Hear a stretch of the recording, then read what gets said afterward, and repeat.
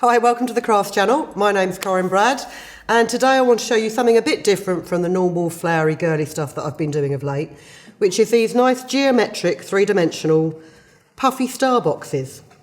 You can make them in any size you like, from any cardstock you like, and when you first make them they're flat, but then they're simply puffed up by means of the score lines and folds that you've put in there.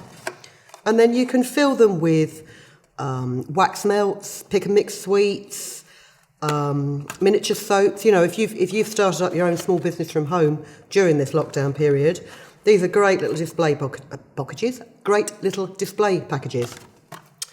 So we'll get started. Now, I designed the template using the shapes from the Scan N Cut machine.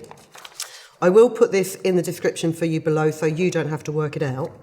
And I'm just going to cut a very simple shape to start with, and then I'm going to cut a slightly more complicated one that I've made where I've actually put the score lines in with a dashed line. So let's grab a piece of green card.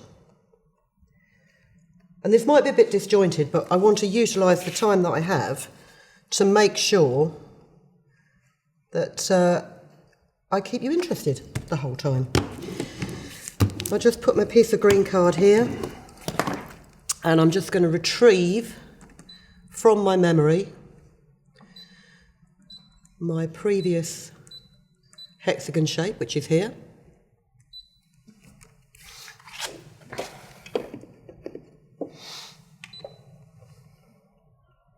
Pop your card in. And I've got a standard cut blade. I'm using it's an auto blade because the SDX1200 that I'm using has got an automatic measurement system, which is really good and works really well, as long as you remember that you don't put your half cut on because you've been cutting the vinyl the night before. So we'll just cut this. And you'll see the blade will check the surface of the mat. It will check the surface of the substrate that you've put on the mat. It will work out the difference in the thickness, and it knows exactly how deep to cut.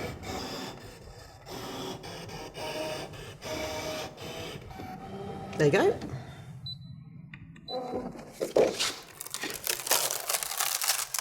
You'll also notice I'm using a low tack mat. Normally I would use a standard tack mat. The reason I'm using a low tack is because it's brand new and it is very sticky at the minute, and I want to try and get rid of some of that tack for some other projects. So there's my shape very simply cut out. What I'm also going to do is I'm going to just find my previously manipulated image,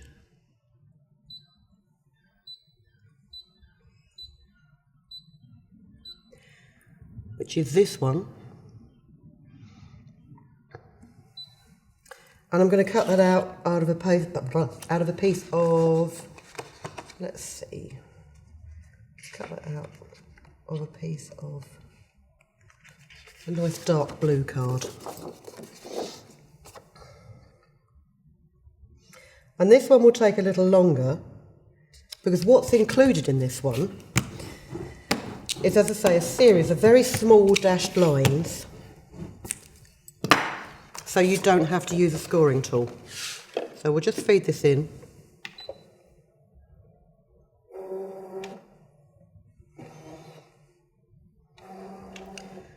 And we'll let it cut away.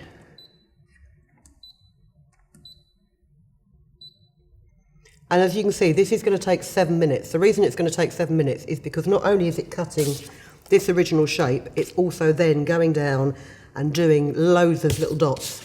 So it might be a little bit noisy, but hopefully you can bear with us. And while that's cutting, I'm going to show you how you get the dotted lines on your shapes.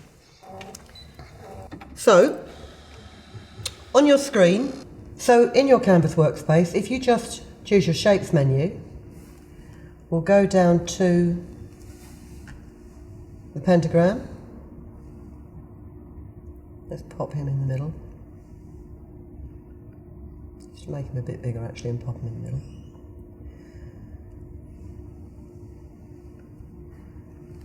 And then down here on the left hand side there is the Path button. So if you click on that, and it will automatically find your angles, so you can go from that point Oh, down to that point, up to that point, just like you used to draw stars when you were at school. You just need to click on each point, and then you can turn your line into a dash pattern, and you can vary the length of your dash like so. So when you take it off, you've got your cut line, and you've got, which is here, the solid one, and you've got your dotted line, which is what will form the score lines. The reason I've done that, and actually that dash pattern works much better if you do it in a solid colour card, because sometimes if you use it on, especially on like a dark coloured printed card, if you have a lot of wear, you will find that the dashes show up as white spots. But if you don't want to do it that way, I'm just going to show you very simply how you just run your lines.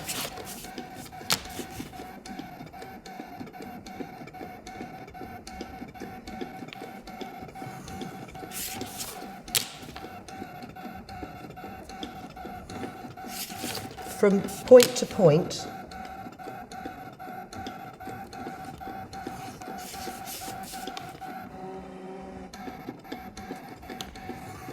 to create the star shape.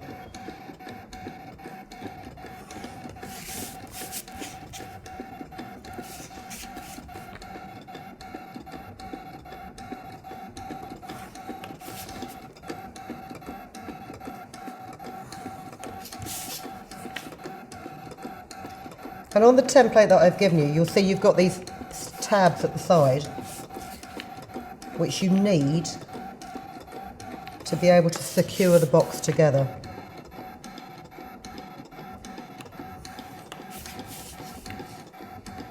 Have I done it yet?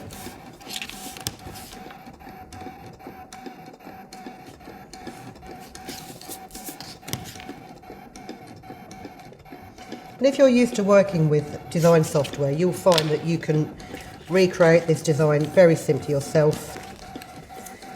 I am, as I think I've mentioned before, the most non-technologically minded person I know. I got told off the other day for not using online banking.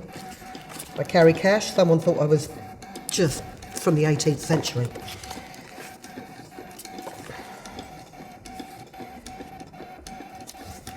So we fold along all of these score lines.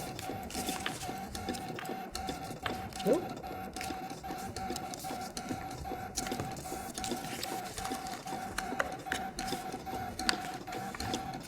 And this is a really great box. I mean, you know, I've done this just as a gift box idea. It is, of course, brilliant for Christmas. So if you want to get started ahead for Christmas, have a practice at these.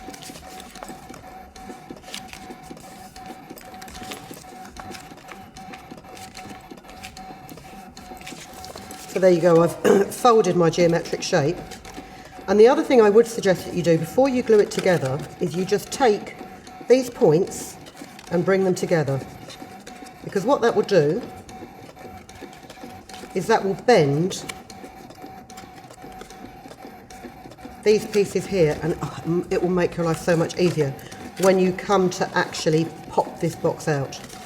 The trickiest one is this one that's actually on the fold, because you have to try and manipulate several pieces of card, but you can just fold that like that. And the other thing I'm going to do just before I assemble that is, because I've used plain card, you can then very simply just turn it into something a little bit different. That's the worst scroll in the world. What's going on there?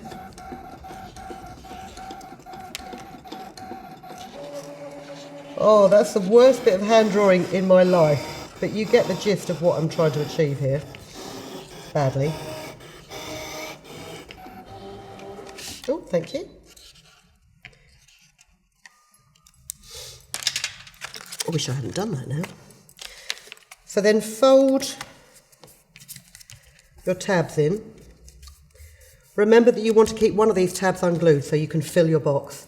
And the other thing I've found is rather than using a slow drying glue on a project like this, and especially when I'm trying to demonstrate it, I'm using a PVA, and I'm just going to paint on not that much PVA.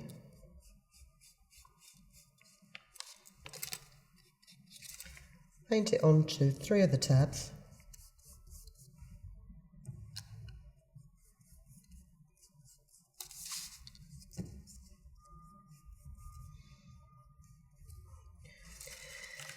And then bring down the untabbed side of the box onto your tabs and give it a good press down. Just going to let that dry for a second. While that's drying, I'm just going to kick my mat out here and show you what I mean by your dashed lines. Your mats will always come with an acetate, like a thin acetate sheet, to protect them. When you finish using it, even if you've only finished using it for like 2 minutes, it's worth putting the sheet back on top of it because it stops it picking up house dust and pet hair and your own hair, and it just makes them last longer. So you probably can't see particularly well on this blue card, but this has done the dotted lines, so I don't even need to score this.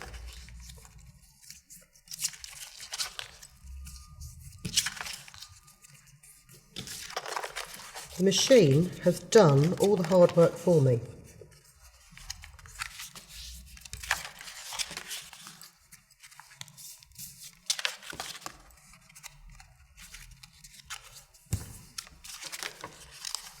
You know what, maybe if I'd actually cut this out of a slightly lighter colour piece of card, you could see the score lines. Oh.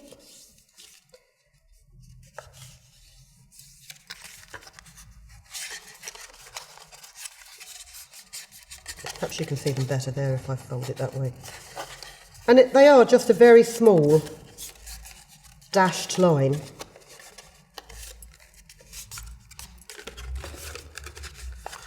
But they make a big difference to the speed in which you can assemble these boxes. So there's your machine scored example. I'm just going to ease these corners as well on this. It does make such a difference when you come to actually pop the box out. Something that I only discovered after I ruined about 3 boxes without doing this in the first place.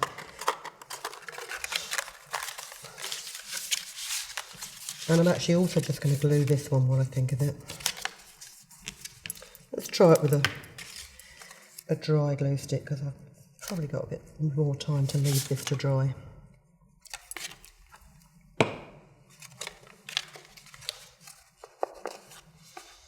And again, lay that over there.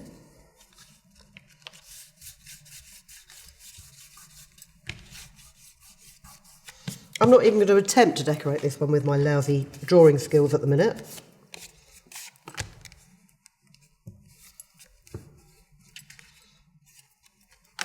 So hopefully the glue on this one is dry now. And if you pop your finger inside the box and then just press down on those centre pieces,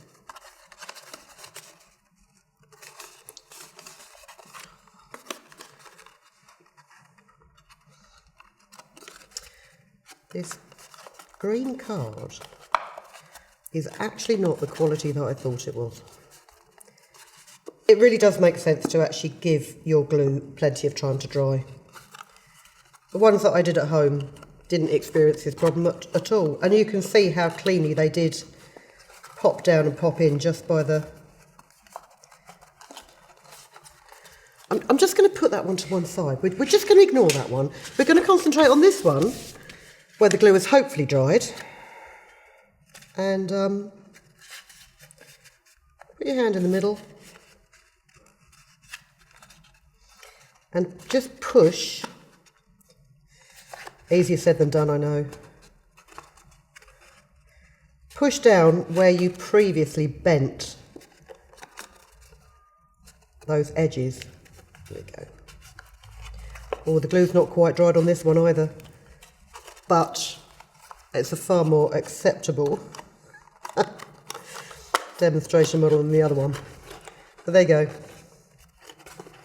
In real time, when you're making these in your own time and you have plenty of time, the glue will dry much better. And the other thing you can do also is you can just decorate the top of your box with